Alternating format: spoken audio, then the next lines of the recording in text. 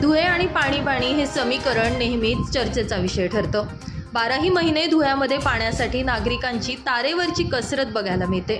यातच धुळे शहरातील मध्यवर्ती भाग असलेल्या मौलवीगंज, दिलदार नगर, अन्सार नगर, तिरंगा चौक, फिरदोस नगर, शिवाजी नगर, झोपडपट्टी, माधवपुरा, मच्छी बाजार या भागातील नागरिकांना मोठ्या प्रमाणावर पाणी टंचाईचा सामना करावा लागत होता। यामुळे या ठिकाणी जलकुंभाची निर्मिती करण्यात यावी अशी मागणी वारंवार स्थानिक नागरिकांकडून केली जात होती। यासाठी अनेकदा नागरिक, पक्ष, संघटना, सामाजिक कार्यकर्ते यांच्या वतीनं आंदोलन देखील केली गेली। मात्र तरीही याकडे दुर्लक्ष केलं जात असल्याने अखेर स्थानिकांनी आमदार फारुख शाह यांच्याकडे धाव घेत आपल्या समस्या मांडल्या व क्षणाचाही विलंब न करता आमदार फारुख शाह यांनी पाठपुरावा करत शासनाच्या विकास योजनेअंतर्गत जलकुंभासाठी तब्बल 1,27,00,000 रुपये निधी उपलब्ध करून दिलाय। या कामाचा नुकताच शुभारंभ देखील पार पडला। हाजी इदरीस सेठ साहब शहर से विधानसभा का चुनाव लड़ रहे थे। उस वक्त हमारा मिशन था कि गरीबों को अनाज मिलना चाहिए, अकलियती इलाके में पानी की टाकी होना चाहिए। उसी तरह से हाजी साबिर सेठ साहब इस बात के गवाह है कि जो हमारा बड़जई रोड है इसके ऊपर तकरीबन 4 मरतबा नारल फोड़ा गया हाजी साहब, लेकिन ये जो इलाका है, ये जो रोड है पूरी तरह से अकलियती इलाके से होकर गुजरता है, इसलिए उसको नज़रअंदाज किया गया। साथियों, मैंने अभी भी आप लोगों को बताया कि एक गैर सियासी प्रोग्राम है, लेकिन कुछ बातें एक अपना होने के नाते आप लोगों से गोश गुजार करना चाहूँगा।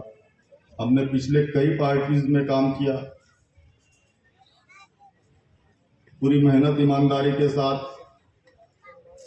लेकिन हमने एक नतीजा अर्ज किया कि जितनी भी पार्टीज है, हाजी साहब आप लोगों को बुरा नहीं लगना चाहिए, जितनी पार्टीज है ये सब पार्टी के लोगों ने आज तक हमारे समाज को सिर्फ इस्तेमाल किया है। साथियों, यानी पानी हमेशा हमारे लिए मसला रहा है।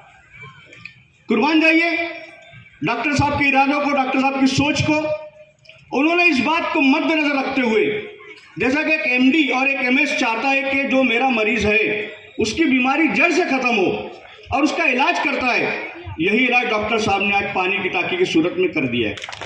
मैं अहलियाने धुलिया की जानिब से, ये कोई एक मोहल्ले का काम नहीं है बल्कि हमारे पूरे समाज का काम है।